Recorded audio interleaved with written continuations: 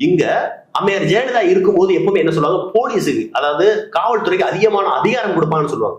அந்த அதிகாரம் காவல்துறை பணம் சம்பாதிக்கிறவங்க, காவல்துறை அடிச்சு பொதுமக்களை அடிச்சு கொள்றவங்க, காவல்துறை தனக்கான பவரை என்னன்னு மக்கள் மத்தியில ஹீரோசம் காட்டுற பேர்ல வீடியோ எடுக்கிறாரு பாத்தீங்களா, அந்த மாதிரி ஐஏஎஸ் அதிகாரி எப்படி, ஐபிஎஸ் அதிகாரி எப்படின்னு சொல்லிட்டு ரீல்ஸ் போடுறதுக்காக அந்த அம்மையார் காவல்துறை கையில அதிகாரத்தை கொடுக்கல. காவல்துறை என்பவர்கள் இங்க சட்டத்தின் பெயரால் தமிழ்நாட்டில் நடக்கக்கூடிய எந்த ஒரு இன்ஃபுளுன்ஸும் நடக்கூடாது, எந்த ஒரு அதிகார துஷ்பிரயோகம் நடக்கூடாது. அதே நேரத்துல சட்டத்தின் பேரால் யார் தப்பு செஞ்சாலும் தண்டனை கிடைக்கும். வெகுஜன மக்களுக்கு பாதுகாப்பு காவல்துறை மிக சுதந்திரமாக கொடுத்தாங்க.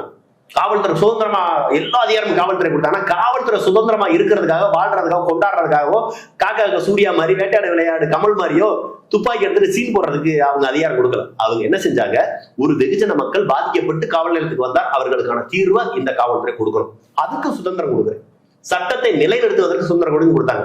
ஆனா இன்னைக்கு திமுக அரசு, ஐயா ஸ்டாலின் அரசு ஒரு காவல்துறைக்கு ஒரு சுதந்திரம் கொடுக்கு. எப்படின்னா, அவரு நம்ம மடப்புறம் அஜித்குமார் மாதிரி யாரை வேணாலும் அடிச்சு கொள்ளலாம், யாரை வேணாலும் துன்பப்படுத்தலாம், நீ ஹீரோஸும் காட்டலாம்.